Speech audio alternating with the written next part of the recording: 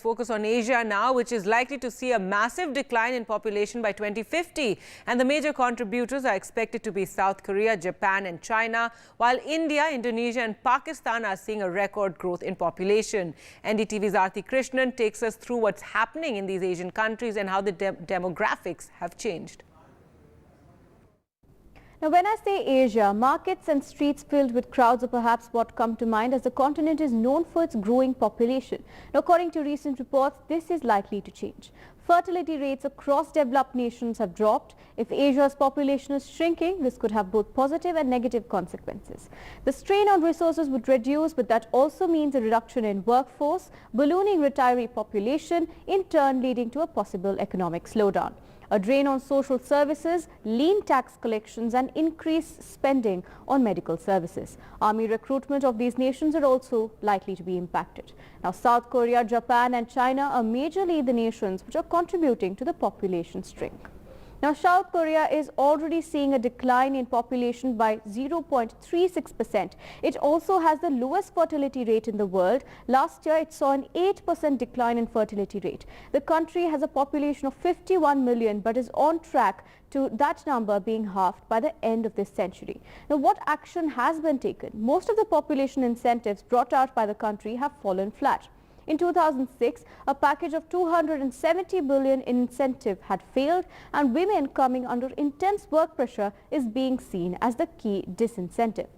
Japan, on the other hand, has seen a decline in its population by largest margin in 2023. Births in the country are at a record low, and it has seen a decline of 5.1% in births last year when compared to 2021.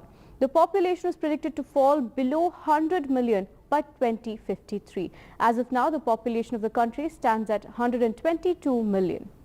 More people in Japan are also choosing to stay single, while in most family dynamics, the responsibility of childcare falls on the women alone.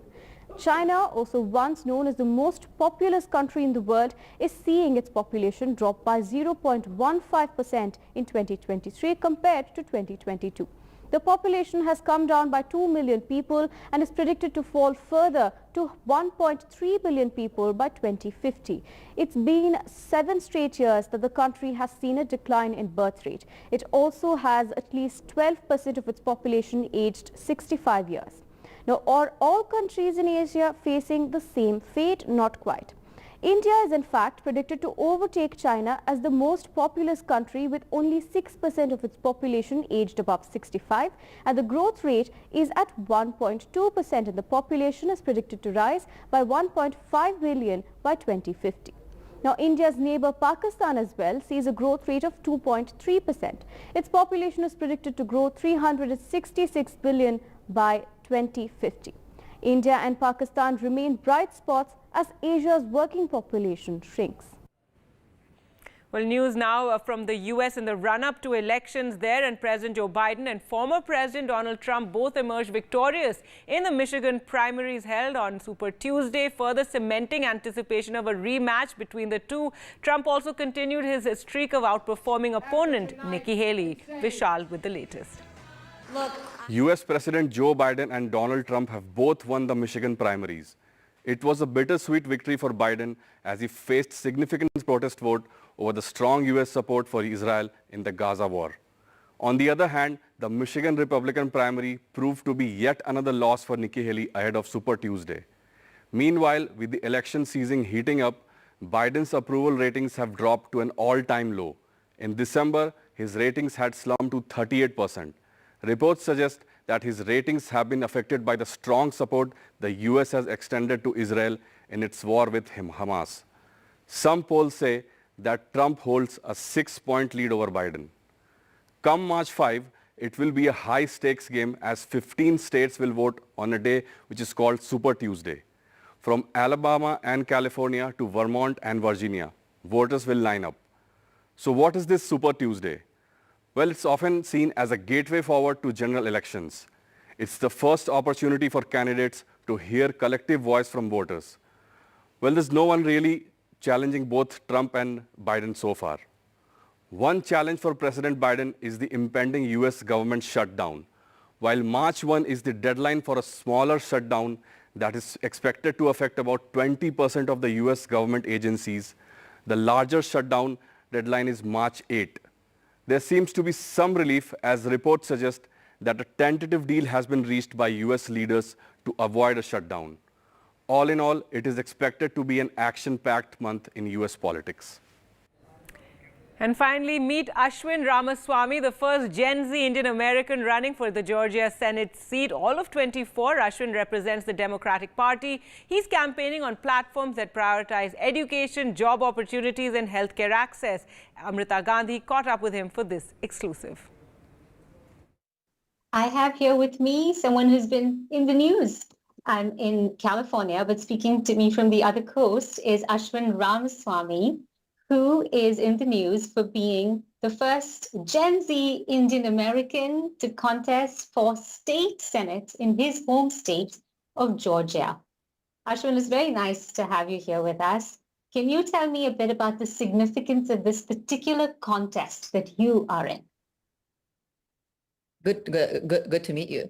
I think what's really important about this particular contest is a few things. One is that I am the first Gen Z Indian American to contest any state election in the country, but I would also be the first Gen Z state senator in Georgia. A lot of young people want to make change, and I hope that I can represent those aspirations and show how we can bring new perspectives to our state government. I'm also running against an incumbent who was indicted for his role in the election interference plot in 2020 with Trump. So this election is also about making sure that we are doing what's right for our democracy, protecting our right to vote, and speaking truth to power as well.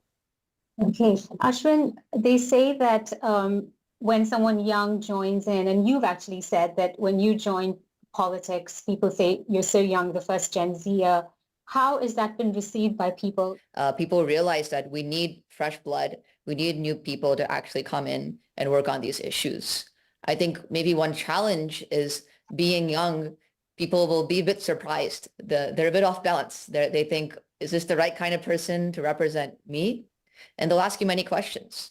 But I think as long as you're confident in your own experience and you know that you have things that you can bring to the table, that's what helps you win. Can you tell us a bit about that, growing up, the South Asian context of your life, the Indian American context of your life?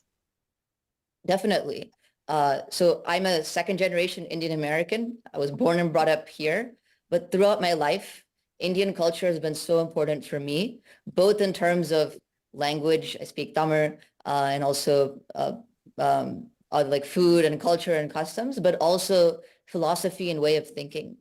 For me, I've been very interested in Advaita Vedanta, which is a school of philosophy within Hinduism. And for me, that's what's given me my inner strength. And it's what's allowed me to do something as ambitious as running for office now. So I'm very grateful for that heritage. Well, I think I've asked you everything that I wanted to, Ashwin. Thank you so much. And I wish you all the best in your contest. Thanks for joining us.